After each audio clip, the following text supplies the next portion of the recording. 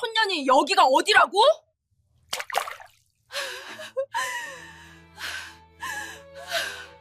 차가운 와인이 제 얼굴과 옷을 적시는 순간 동창회장 전체가 웃음소리로 가득 찼습니다.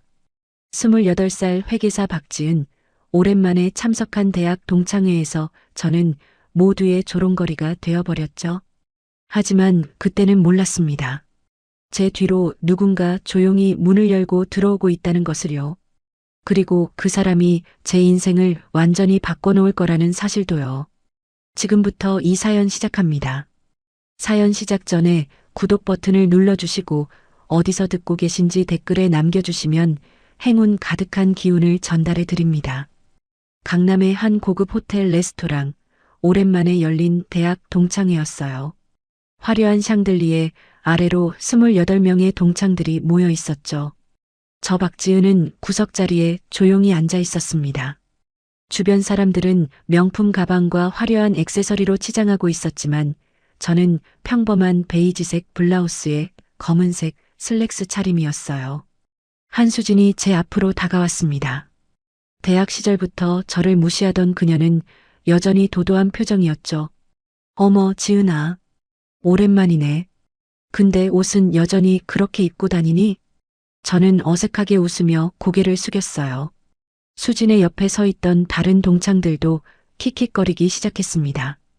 제 얼굴이 화끈거렸죠. 요즘 뭐해? 아직도 그 작은 회사 다녀? 아니요, 이직했어요. 중소기업 회계팀에서 일하고 있어요. 수진이 과장되게 눈을 동그랗게 떴습니다. 아직도 중소기업이야?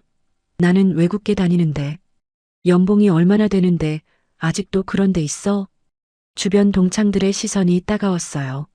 저는 물잔을 들어 물을 한 모금 마셨죠. 손이 떨렸습니다. 그래도 결혼은 했다며? 남편은 뭐 하는데? 순간 숨이 막혔어요. 남편 이야기는 하고 싶지 않았거든요. 아니, 정확히는 시댁에 대해 자세히 모르는 상태였습니다. 남편은 평범한 회사원이라고만 했고 시아버지도 그냥 조용한 분이라고만 알고 있었죠. 그냥 회사 다녀요. 제 대답에 수진이 비웃듯 웃었습니다. 에이, 숨기지 마. 어차피 다 아는 사이인데. 설마 백수는 아니지? 다른 동창 하나가 거들었어요. 수진아, 그만해. 지은이 얼굴 봐. 하지만 수진은 멈추지 않았습니다. 오히려 더 신이 난 듯했죠. 그녀는 테이블 위에 와인잔을 집어들었어요. 건배할까? 가난하게 살아도 건강하면 되는 거지, 뭐. 그 말과 함께 수진의 손이 움직였습니다. 차가운 레드와인이 제 얼굴과 블라우스를 적셨어요. 순간 주변이 조용해졌다가 곧 웃음소리가 터져나왔죠. 아이고, 미안. 손이 미끄러졌네.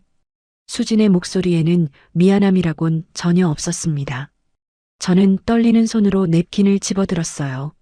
눈물이 핑 돌았지만 참았죠. 이 자리에서 우는 모습을 보이고 싶지 않았거든요. 괜찮아요. 제 목소리는 떨렸지만 억지로 웃어 보였습니다. 수진이 다시 웃었어요. 역시 착하긴 해. 가난해도 성격은 좋으니까. 그때였습니다. 레스토랑 입구 쪽에서 문이 열리는 소리가 들렸어요. 평범한 회색 재킷에 청바지를 입은 중년 남성이 들어왔죠. 60대 초반쯤 되어 보이는 그는 주변을 둘러보다 제 쪽을 향해 걸어왔습니다. 저는 그분을 보는 순간 깜짝 놀랐어요. 시아버지였거든요.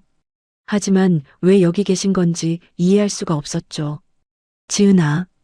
그분의 차분한 목소리가 들렸습니다. 저는 황급히 일어났어요. 아, 어떻게?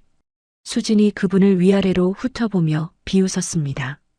누구세요? 지은이 친척이에요? 시아버지 박태우는 저를 향해 천천히 걸어왔어요.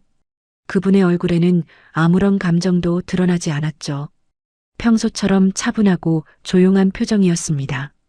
하지만 제 가슴은 두근거렸어요. 왜 하필 지금 이 자리에 나타나신 걸까요? 수진이 팔짱을 끼며 태윤을 훑어봤습니다. 평범한 회색 재킷과 청바지, 그리고 낡은 운동화까지. 그녀의 입꼬리가 비웃듯 올라갔어요. 어머, 정말 친척 되시나 봐요? 옷 좀 보세요. 시골에서 오셨어요? 태우는 수진을 잠깐 쳐다봤지만 대답하지 않았습니다. 그저 제 앞에 멈춰서서 조용히 물었죠. 괜찮습니까? 그분의 목소리는 낮고 차분했어요. 저는 황급히 고개를 끄덕였습니다. 네, 괜찮아요. 근데 어떻게 여기를? 준혁이한테 연락받았습니다. 아, 남편이 알려드렸구나. 남편 준혁은 제가 오늘 동창회 간다는 얘기를 아버지께 했나 봐요. 그런데 왜 오신 거지? 불안함이 밀려왔습니다. 수진이 킥킥 웃으며 다가왔어요. 참, 소개 안 하실 거예요? 우리도 궁금한데. 아저씨는 지은이랑 무슨 사이세요? 태윤이 처음으로 수진을 똑바로 쳐다봤습니다. 그분의 눈빛이 차가워지는 게 느껴졌어요. 하지만 목소리는 여전히 평온했죠. 제 며느리에게 방금 무엇을 하셨습니까? 순간 공기가 얼어붙었습니다. 며느리라는 단어에 주변이 조용해졌어요. 수진의 표정이 미묘하게 변했죠. 그녀는 어색하게 웃으며 말했습니다. 아, 시아버님이셨어요? 그냥 장난이었어요. 우리 친한 사이거든요. 태유는 대답하지 않았습니다. 그저 제 블라우스에 묻은 와인 얼룩을 가만히 내려다봤어요. 그리고는 다시 수진을 봤죠. 장난치기엔 과했던 것 같은데요. 수진이 당황한 듯 뒤로 한 발짝 물러섰습니다. 다른 동창 하나가 나섰어요. 아저씨, 오해하신 것 같은데요. 우리 다 대학 동창이에요. 그냥 옛날 생각하면서 재미로 한 거예요. 태윤이 그 동창을 쳐다봤습니다. 그분의 시선이 날카로웠어요. 동창이 움찔하며 입을 다물었죠. 재미요? 사람 얼굴에 와인을 쏟는 게 재미입니까? 수진이 다시 끼어들었습니다. 이번엔 목소리에 짜증이 섞여 있었어요. 아니, 누가 일부러 그랬대요. 실수로 흘린 거라니까요. 태윤이 천천히 고개를 끄덕였습니다. 그리고는 조용히 제 손을 잡았어요. 일어나십시오. 여기 더 있을 필요 없습니다. 저는 멍하니 그분을 올려다봤습니다. 시아버지는 평소에도 말이 별로 없는 분이었어요. 그런데 지금은 뭔가 달랐죠. 목소리는 차분했지만 그 속에 단단한 결의가 느껴졌습니다. 아버님, 괜찮습니다. 일어나세요. 저는 떨리는 다리로 일어섰어요. 수진이 비웃듯 말했죠. 가시려면 가세요. 어차피 어울리지도 않는데 왜 왔어요? 태윤이 수진을 마지막으로 한번 쳐다봤습니다. 그 시선이 너무 차가워서 수진조차 잠깐 말을 멈췄어요. 기억해 두십시오. 오늘 이 일을요. 그 말을 남기고 태윤은 제 손을 이끌어 레스토랑 밖으로 향했습니다. 뒤에서 수진의 목소리가 들렸어요. 뭐야, 저 아저씨. 무슨 협박하는 것처럼 말하네. 동창들의 웃음소리가 다시 터져나왔습니다. 하지만 저는 뒤돌아보지 않았어요. 시아버지의 손이 제 손을 꽉 잡고 있었거든요. 그 손길이 따뜻했습니다. 레스토랑 복도로 나오자 태윤이 멈춰 섰어요. 그리고는 조용히 물었죠. 많이 속상했습니까? 저는 고개를 끄덕였습니다. 더 이상 참을 수가 없었어요. 눈물이 주르륵 흘러내렸죠. 죄송해요. 아버님한테 이런 모습 보여드려서. 태윤이 제 어깨를 가만히 두드렸습니다. 사과할 일이 아닙니다. 잘못한 건 저 사람들이니까요. 그분은 주머니에서 핸드폰을 꺼냈어요. 그리고는 누군가에게 전화를 걸기 시작했습니다. 저는 물었죠. 누구한테 전화하세요? 태윤이 잠깐 저를 쳐다봤습니다. 그분의 눈빛에 뭔가 단단한 결심이 보였어요. 필요한 사람한테요. 태윤은 전화를 걸었습니다. 상대방이 받자 그분은 짧게 말했어요. 지금 강남 그랜드 호텔입니다. 2층 스카이라운지로 오십시오. 그게 전부였어요. 더 이상의 설명도 없이 전화를 끊었죠. 저는 불안한 마음에 물었습니다. 아버님, 누구 부르신 거예요? 태윤이 잠깐 저를 쳐다봤어요. 그리고는 조용히 대답했죠. 곧 알게 될 겁니다. 그분은 다시 레스토랑 안으로 들어갔습니다. 저도 어쩔 수 없이 따라 들어갔어요. 동창들은 여전히 자리에 앉아 수다를 떨고 있었죠. 수진이 우리를 보고 눈을 크게 떴습니다. 어머, 아직도 안 가셨어요? 볼일 다 봤으면 가세요. 태유는 조용히 수진 앞으로 걸어갔어요. 그리고는 그녀와 눈을 마주쳤죠. 수진이 어색하게 웃으며 뒤로 물러섰습니다. 뭐예요? 왜 그렇게 쳐다보세요? 사과하십시오. 태윤의 목소리는 여전히 차분했어요. 하지만 그 속에 담긴 무게감이 느껴졌죠. 수진이 황당하다는 듯 웃었습니다. 네, 제가 왜 사과를요? 제 며느리에게 와인을 쏟고 모욕했습니다. 사과하십시오. 수진의 얼굴이 붉어졌어요. 주변 동창들이 웅성거리기 시작했죠. 한 동창이 끼어들었습니다. 아저씨, 이거 좀 과하신 것 같은데요. 우리끼리 장난한 건데 왜 이래요? 태윤이 그 동창을 쳐다봤습니다. 그분의 눈빛이 차갑게 식어 있었어요. 장난으로 사람을 모욕해도 괜찮다는 말입니까? 동창이 말문이 막혔습니다. 수진이 다시 나섰어요. 이번엔 목소리에 짜증이 가득했죠. 아니, 아저씨가 누군데 여기서 이래요? 우리가 무슨 죄라도 지었어요? 그냥 옛날 생각하면서 놀린 거라고요. 태윤이 주머니에서 명함을 꺼내려다 멈췄습니다. 그리고는 다시 집어넣었어요. 대신 차분하게 말했죠. 그렇게 생각하시는군요. 좋습니다. 그럼 제가 다시 묻겠습니다. 정말로 사과할 생각이 없습니까? 수진이 어이없다는 듯 웃었습니다. 네, 없어요. 만족하셨어요? 주변 동창들도 수군거렸어요. 누군가 속삭이는 소리가 들렸죠. 저 아저씨 좀 이상한 것 같아. 맞아. 시골에서 왔나 봐. 예의도 모르고. 태윤은 아무 말도 하지 않았습니다. 그저 다시 핸드폰을 꺼내 또 다른 번호로 전화를 걸었어요. 이번에는 통화가 길지 않았죠. 네, 접니다. 지금 있는 곳으로 와주십시오. 네, 스카이라운지입니다. 전화를 끊고 태윤은 저를 돌아봤습니다. 조금만 기다리십시오. 저는 고개를 끄덕였어요. 하지만 불안함이 점점 커졌죠. 도대체 누굴 부르신 걸까요? 수진이 비웃으며 말했습니다. 뭐야, 친구라도 부르신 거예요? 아저씨 친구들 오면 더 재미있겠네. 동창들이 키득거렸습니다. 그때 레스토랑 입구가 열렸어요. 깔끔한 정장을 입은 남자가 들어왔죠.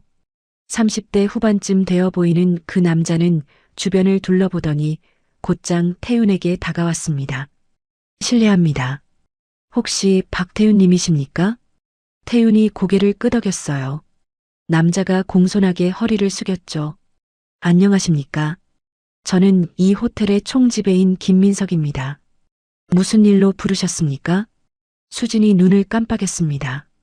총지배인이라는 말에 동창들도 웅성거리기 시작했어요. 태윤이 조용히 말했죠. 이름은 누가 예약했습니까? 김민석이 핸드폰을 꺼내 확인했습니다. 네, 한수진님으로 예약되어 있습니다. 태윤이 수진을 쳐다봤어요. 수진이 어깨를 으쓱였죠. 네, 제가 예약했어요. 그게 뭐 어때서요? 태윤이 김민석에게 다시 물었습니다. 이 호텔의 소유주가 누구입니까? 김민석이 잠깐 망설이다 대답했어요. 그건 말씀드리기 어려운 부분입니다만.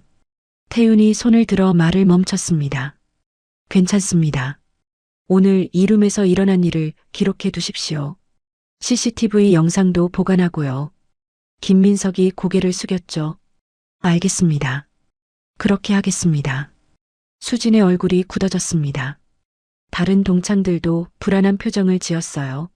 한 동창이 떨리는 목소리로 물었죠. 뭐 하시는 거예요? 태윤은 대답하지 않았습니다. 그저 조용히 저를 보며 말했어요. 이제 나가겠습니다. 태윤이 제 손을 잡고 문을 향해 걸었어요. 하지만 수진이 우리 앞을 막아섰죠. 그녀의 얼굴은 붉게 달아올라 있었습니다. 잠깐만요. 도대체 뭐 하시는 거예요? CCTV 영상은 왜 보관하라는 거고요? 태윤이 수진을 가만히 내려다봤습니다. 그분의 표정은 여전히 평온했어요. 나중에 필요할 수 있으니까요. 수진이 비웃었죠. 웃기네. 보나 마나 시골에서 오신 시아버지가 호텔 총지배인 아는 척 해봤자 뭐 어쩌시게요. 우리 겁주려고요? 태유는 대답하지 않았습니다. 그저 수진을 지나쳐 걸어갔어요. 수진이 뒤에서 소리쳤죠. 맞죠? 지은이 남편도 그냥 평범한 회사원이라며요. 시아버지도 별거 아닐 것 뻔하잖아요. 동창 하나가 거들었습니다. 맞아. 옷 좀 봐. 백화점 세일 코너에서 산 것 같은데. 키득거리는 웃음소리가 들렸어요. 저는 입술을 깨물었죠. 시아버지를 이렇게 모욕하는데 아무것도 할 수 없는 제 자신이 한심했습니다. 태윤이 걸음을 멈췄어요. 그리고는 천천히 돌아섰죠. 그분의 눈빛이 달라져 있었습니다. 차갑고 날카로웠어요. 그렇게 생각하십니까? 목소리는 여전히 조용했습니다. 하지만 뭔가 달랐어요. 공기가 무거워지는 느낌이었죠. 수진이 잠깐 움찔했지만 곧 다시 당당한 표정을 지었습니다. 당연하죠. 아니면 뭐 재벌이라도 되세요? 그 말에 동창들이 폭소를 터뜨렸어요. 저는 고개를 숙였죠. 태윤이 조용히 말했습니다. 재벌이 어떤지는 모르겠습니다만 당신들보다는 나을 겁니다. 수진의 웃음이 멈췄어요. 그녀의 얼굴이 일그러졌죠. 뭐라고요? 지금 우리 무시하는 거예요? 무시하는 게 아닙니다. 사실을 말한 것뿐이죠. 태윤의 목소리에 힘이 실렸어요. 수진이 황급히 제 팔을 잡았습니다. 그리고는 저를 밀쳤죠. 당신도 같이 나가요. 어차피 여기 어울리지도 않잖아. 저는 균형을 잃고 뒤로 비틀거렸습니다. 그 순간 태윤이 재빨리 저를 붙잡았어요. 그분의 얼굴이 차갑게 굳어 있었죠. 지금 뭐 하는 겁니까? 수진이 어깨를 으쓱했습니다. 손이 미끄러졌어요. 아까처럼요. 동창들이 다시 웃었어요. 태윤의 턱에 힘이 들어갔습니다. 그분은 저를 바로 세워주고는 수진에게 말했죠. 마지막으로 묻겠습니다. 사과하실 겁니까? 수진이 과장되게 하품을 했어요. 안 한다니까요. 진짜 답답하네. 태윤이 고개를 끄덕였습니다. 그리고는 다시 핸드폰을 꺼냈어요. 이번에는 짧은 문자 메시지를 보냈죠. 저는 그 화면을 보지 못했습니다. 뭐예요? 또 누구 부르는 거예요? 수진이 비웃듯 물었습니다. 태윤은 대답하지 않았어요. 그저 창밖을 쳐다봤죠. 저도 따라 창밖을 봤습니다. 호텔 입구에 검은색 세단 한 대가 멈춰 섰어요. 곧이어 또 한 대, 그리고 또 한 대. 순식간에 5대의 차량이 줄지어 섰죠. 모두 같은 모델의 고급 세단이었습니다. 저게 뭐야? 동창 하나가 창밖을 가리키며 물었어요.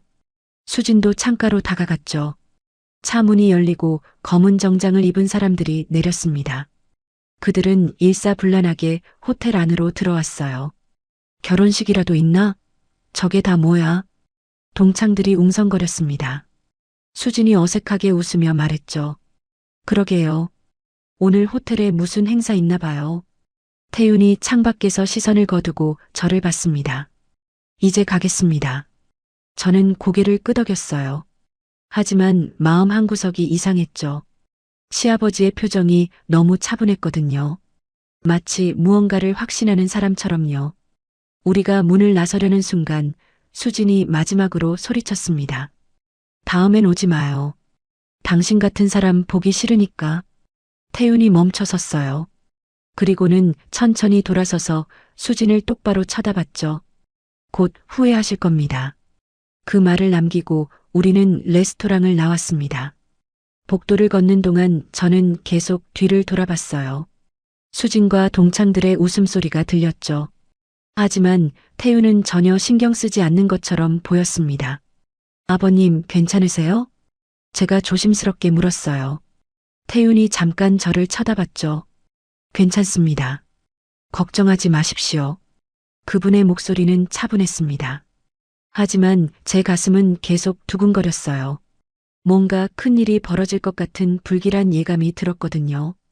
엘리베이터를 타고 1층 로비로 내려왔어요.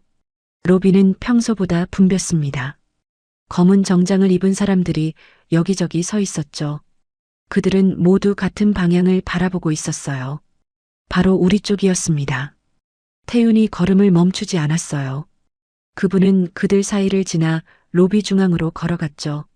그러자 정장을 입은 사람 하나가 다가왔습니다. 회장님, 저는 깜짝 놀라 그 사람을 쳐다봤어요. 회장님이라고요? 태윤이 고개를 끄덕였죠. 준비되었습니까? 네, 모두 대기 중입니다. 저는 혼란스러웠습니다. 도대체 무슨 일이 벌어지고 있는 걸까요? 태윤이 저를 돌아봤어요. 지은아, 잠깐만 여기서 기다리십시오. 네. 아버님, 도대체 무슨... 태윤이 제 손을 가만히 잡았습니다. 곧 알게 될 겁니다. 걱정하지 마세요. 그분은 정장을 입은 사람들과 함께 2층으로 올라갔어요. 저는 로비 소파에 앉아 멍하니 그들을 지켜봤죠. 2층 스카이라운지로 올라간 태윤 일행은 곧장 우리가 있던 룸으로 향했습니다. 수진과 동창들은 여전히 시끄럽게 떠들고 있었어요. 누군가 문을 두드렸죠. 누구세요? 수진이 짜증스럽게 소리쳤습니다. 문이 열리고 정장을 입은 남자가 들어왔어요. 그 뒤로 서너 명이 더 따라 들어왔죠. 실례합니다. 저는 한국산업그룹 법무팀장 정우진입니다. 수진이 눈을 깜빡였어요. 한국산업그룹이라는 이름에 동창들이 웅성거리기 시작했습니다. 누구나 아는 대한민국 10대 재벌 그룹이었거든요. 한국산업그룹이요? 여기 무슨 일로 오셨는데요? 정우진이 태블릿을 꺼냈습니다. 그리고는 화면을 수진에게 보여줬어요. 오늘 이 룸에서 일어난 일에 대해 확인차 왔습니다. 화면에는 아까 벌어진 일들이 고스란히 녹화되어 있었어요. 수진이 와인을 쏟는 장면, 저를 밀치는 장면, 태윤을 모욕하는 장면까지 모든 게 선명하게 담겨 있었죠. 수진의 얼굴이 하얗게 질렸습니다. 이게 뭐예요? 왜 우릴 몰래 촬영한 거죠? 정우진이 차분하게 대답했어요. 이 호텔은 한국산업그룹 소유입니다. 모든 CCTV는 자동으로 녹화되고 있습니다. 동창 하나가 떨리는 목소리로 물었죠. 그래서요? 우리가 뭘 잘못했다고 이러는 거예요? 정우진이 다시 태블릿을 조작했습니다. 이번에는 태윤의 사진이 나타났어요. 정장을 입고 회의실에 앉아 있는 모습이었죠. 이분이 누구신지 아십니까? 수진이 사진을 빤히 쳐다봤습니다. 아까 그 평범한 차림의 남자와 같은 사람이었어요. 하지만 사진 속 그는 완전히 달라 보였죠. 저분이 누구인데요? 정우진이 조용히 말했습니다. 한국산업그룹 회장 박태윤입니다. 순간 룸 안이 조용해졌어요. 아무도 말을 하지 못했죠. 수진의 입이 벌어졌습니다. 뭐라고요? 정우진이 태블릿을 걷었습니다. 방금 영상에서 보신 분이 저희 회장님입니다. 그리고 여러분이 모욕한 여성은 회장님의 며느리이고요. 동창들이 서로를 쳐다봤어요. 누군가 작게 신음했죠. 수진이 황급히 일어섰습니다. 잠깐만요. 오해예요. 우리는 몰랐어요. 그분이 회장님인 줄. 정우진이 손을 들어 말을 멈췄어요. 알았든 몰랐든 상관없습니다. 여러분의 행동은 명백한 폭행과 모욕죄에 해당합니다. 다른 동창이 떨리는 목소리로 물었습니다. 그럼 어떻게 되는 건가요? 정우진이 서류 뭉치를 테이블 위에 놓았어요. 법적 조치를 취할 예정입니다. 민사, 형사 모두요. 수진이 주저앉았습니다. 그녀의 얼굴은 완전히 창백했어요. 안 돼요. 제발. 저는 직장도 있고. 정우진이 냉정하게 대답했죠. 그건 여러분이 알아서 하실 문제입니다. 그 순간 태윤이 룸 안으로 들어왔어요. 모든 동창들이 얼어붙었습니다. 태윤은 여전히 평범한 차림이었지만 이제는 아무도 그분을 무시하지 못했죠. 태윤이 조용히 수진을 쳐다봤습니다. 마지막 기회를 드렸습니다. 사과하라고요. 수진이 무릎을 꿇었어요. 눈물이 주르륵 흘러내렸죠. 죄송합니다. 정말 죄송합니다. 제발. 하지만 태윤은 고개를 저었습니다. 이미 늦었습니다. 태윤이 정우진에게 고개를 끄덕였어요. 정우진이 다시 서류를 펼쳤죠. 한수진 씨, 현재 외국계 컨설팅 회사 맥킨지 앤 컴퍼니 근무 중이시죠? 수진이 고개를 끄덕였습니다. 눈물로 범벅이 된 얼굴이었어요. 네, 맞습니다. 정우진이 서류를 한 장 넘겼어요. 저희 법무팀에서 이미 귀하의 회사 본사에 연락했습니다. 오늘 일어난 일의 전말과 영상을 함께 보냈고요. 수진이 비명을 질렀습니다. 안 돼요. 그러면 저는 끝이에요. 하지만 아무도 그녀의 말에 반응하지 않았어요. 정우진은 계속해서 다른 동창들을 가리키며 말했죠. 김민지 씨, 삼성증권 근무 중이시죠? 이미 인사팀에 연락했습니다. 김민지라는 동창이 얼굴이 새하얗게 질렸어요. 박지훈 씨, LG전자 마케팅팀이시죠? 마찬가지로 연락 완료했습니다. 정우진은 한 명씩 이름을 불렀습니다. 동창들의 직장, 직책, 모든 것이 파악되어 있었어요. 그들은 모두 공포에 질린 표정을 지었죠. 제발요. 저희가 잘못했어요. 다시는 안 그럴게요. 한 동창이 울먹이며 말했습니다. 태윤이 조용히 그들을 내려다봤어요. 제 며느리에게 그런 말을 했어야죠. 태윤의 목소리는 차갑고 단호했습니다. 그분은 정우진에게 말했어요. 계속 진행하십시오. 정우진이 고개를 숙였죠.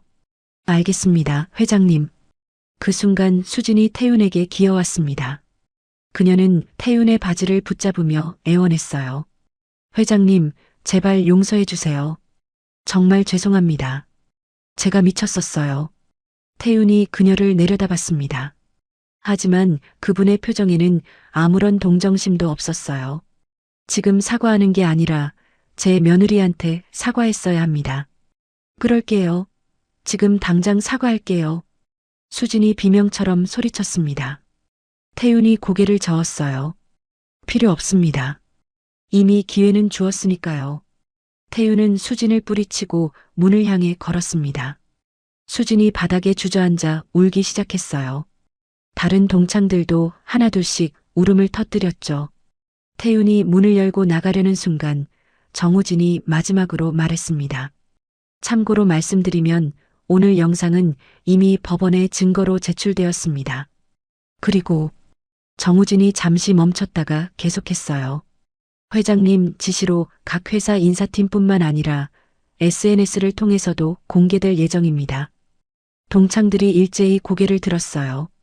한 동창이 떨리는 목소리로 물었죠. SNS요? 그럼 정우진이 고개를 끄덕였습니다. 네, 대중에게도 공개됩니다. 갑질과 폭력은 반드시 대가를 치러야 하니까요. 수진이 바닥을 쳤어요. 그녀의 비명이 룸 안을 가득 채웠죠. 안 돼. 그럼 저는 정말 끝이에요. 하지만 아무도 멈추지 않았습니다. 태윤은 이미 복도로 나가 있었고 정우진과 법무팀도 차례로 룸을 나갔어요. 마지막으로 호텔 총지배인 김민석이 들어왔죠. 죄송하지만 이제 나가주셔야 합니다. 이 룸의 사용이 금지되었습니다. 수진이 멍한 표정으로 김민석을 쳐다봤어요. 뭐라고요? 한국산업그룹 소유의 모든 시설에서 여러분의 출입이 금지되었습니다. 지금 당장 나가주십시오. 동창들이 비틀거리며 일어섰어요. 그들은 모두 좀비처럼 보였죠. 수진이 마지막으로 창밖을 쳐다봤습니다. 호텔 입구에는 여전히 검은 세단들이 줄지어 서 있었어요.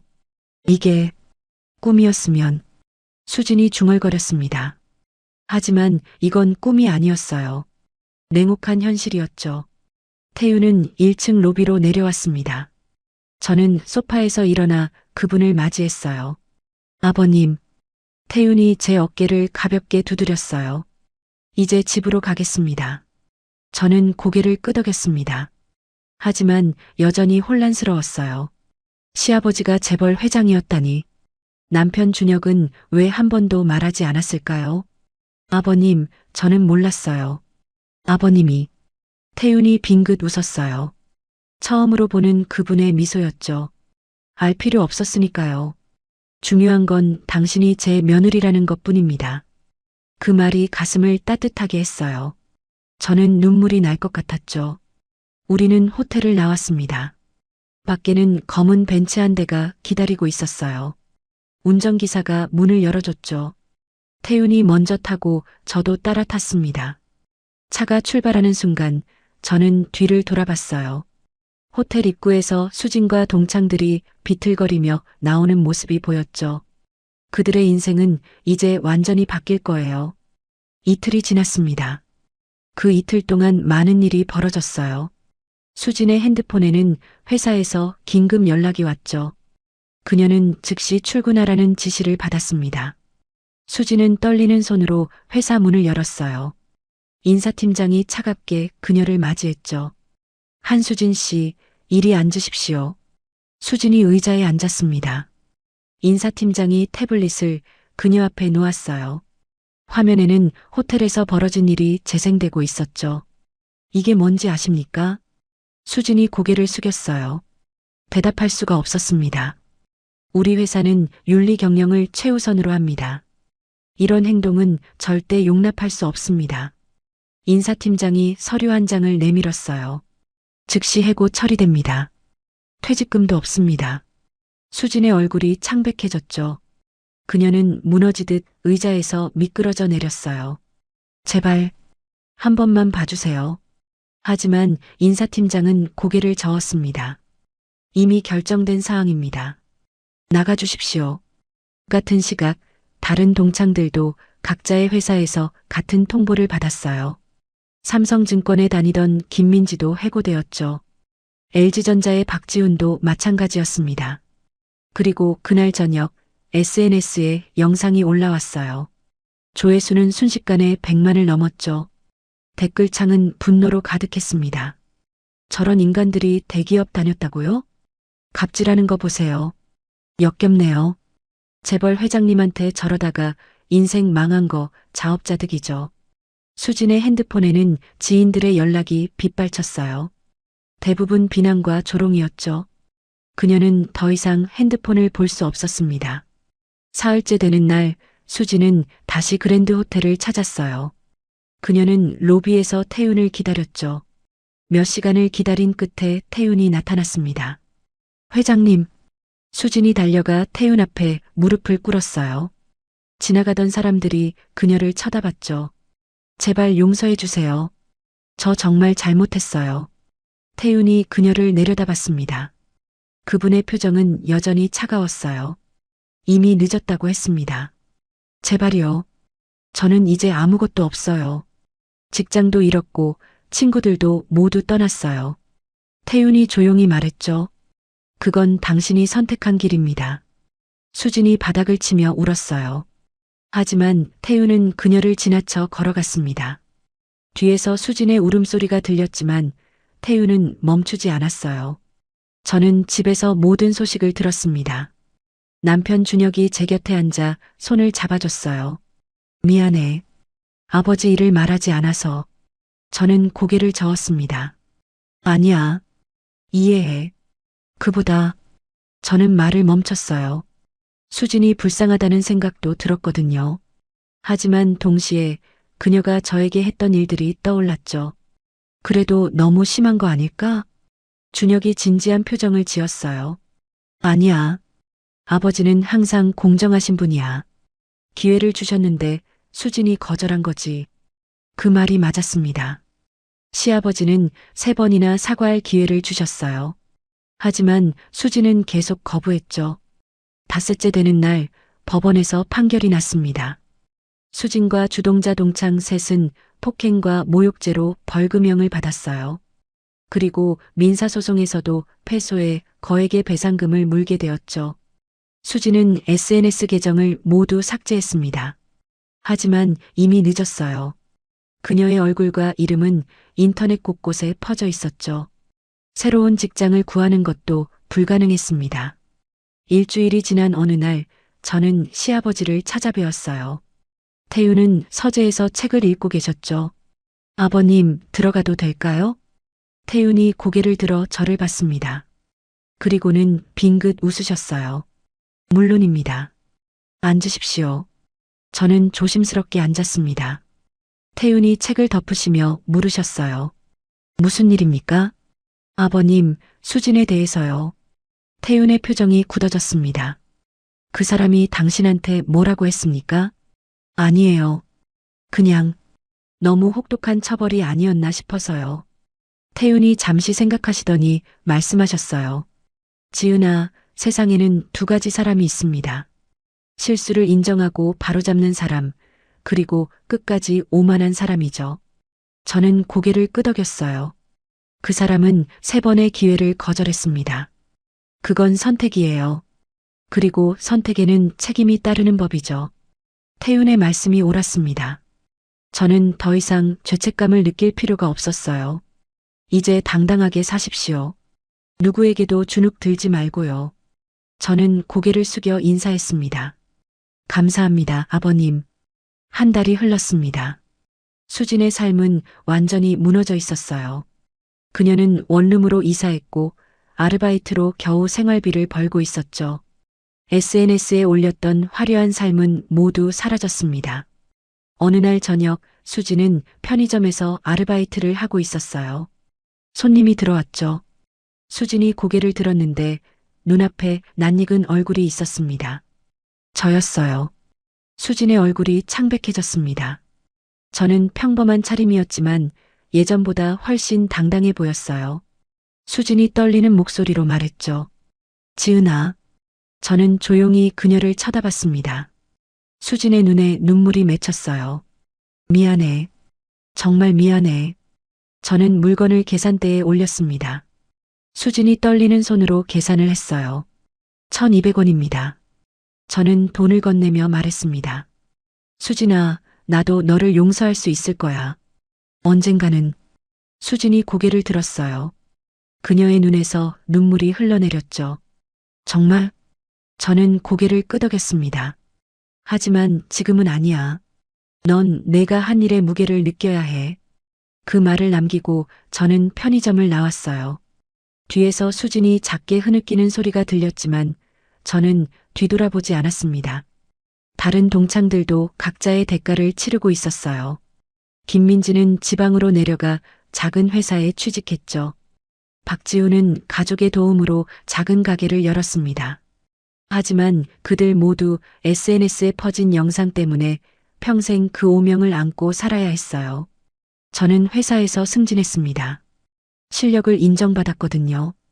더 이상 누구 앞에서도 주눅 들지 않았어요. 시댁 식구들도 저를 가족으로 따뜻하게 대해주셨죠. 어느 주말 시댁에서 가족 식사가 있었습니다. 태윤이 저를 보시며 물으셨어요. 요즘 어떻습니까? 저는 환하게 웃으며 대답했어요. 좋아요. 정말 좋아요. 태윤이 만족스럽게 고개를 끄덕이셨습니다. 그것만으로도 충분합니다. 식사 후 태윤이 저를 서재로 부르셨어요. 그분은 창밖을 바라보며 조용히 말씀하셨죠. 사람들은 종종 착각합니다. 겸손한 사람을 약한 사람으로요. 저는 그분의 말씀을 경청했어요. 하지만 진정으로 강한 사람은 겸손할 줄 아는 사람입니다. 당신처럼요. 그 말씀이 가슴을 뭉클하게 했어요. 저는 깊이 고개를 숙였죠. 감사합니다, 아버님. 태윤이 빙긋 웃으셨습니다. 이제 누가 당신을 무시해도 당당하십시오. 당신은 그럴 자격이 있으니까요. 저는 고개를 끄덕였어요. 이제 저는 달라졌습니다. 더 이상 다른 사람의 시선을 두려워하지 않았죠. 그날 밤 집으로 돌아오는 차 안에서 남편 준혁이 제 손을 잡았어요. 행복해? 저는 고개를 끄덕였습니다. 응, 정말 행복해.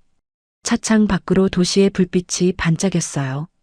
저는 그 불빛을 바라보며 생각했죠.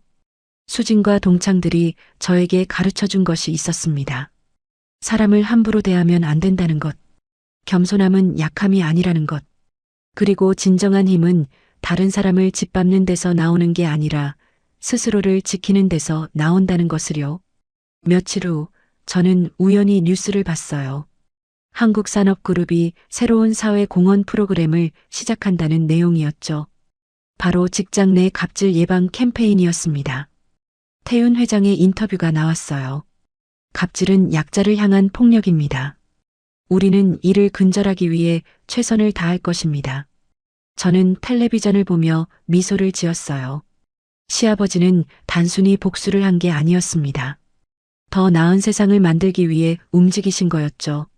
그로부터 1년이 지났습니다. 저는 팀장으로 승진했고 부서에서 가장 존경받는 리더가 되었어요.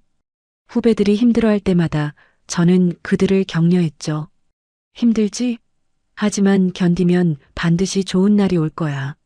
그리고 저는 항상 덧붙였습니다. 사람을 대할 때는 항상 존중해야 해. 겉모습으로 판단하면 안 돼. 내가 무시한 그 사람이 어떤 사람인지 너는 절대 알 수 없으니까. 어느 날 회사 앞에서 수진을 다시 만났어요. 그녀는 많이 수척해져 있었죠. 우리는 잠시 눈이 마주쳤습니다. 수진이 고개를 숙였어요. 저도 가볍게 고개를 숙였죠. 그리고는 각자의 길을 갔습니다. 이제 저는 수진을 미워하지 않았어요. 동정하지도 않았죠. 그저 그녀가 자신의 잘못을 깨닫고 더 나은 사람이 되기를 바랄 뿐이었습니다. 세상은 공평합니다. 타인을 함부로 대하는 사람에게는 반드시 대가가 따르죠. 그리고 겸손하고 착한 사람에게는 언젠가 좋은 일이 찾아옵니다. 그날의 동창회는 제 인생을 바꿨어요. 나쁜 방향이 아니라 좋은 방향으로요. 저는 더 강해졌고 더 당당해졌습니다. 그리고 무엇보다 제 곁에는 저를 지켜주는 가족이 있다는 것을 깨달았죠. 여러분도 기억하십시오. 사람을 겉모습으로 판단하지 마세요. 겸손한 사람을 약하다고 착각하지 마세요. 그리고 무엇보다 다른 사람을 함부로 대하지 마십시오. 언젠가 그 대가는 반드시 돌아오니까요. 여러분의 소원이 이루어지길 바랍니다. 행운 가득한 하루 되시길 바랍니다.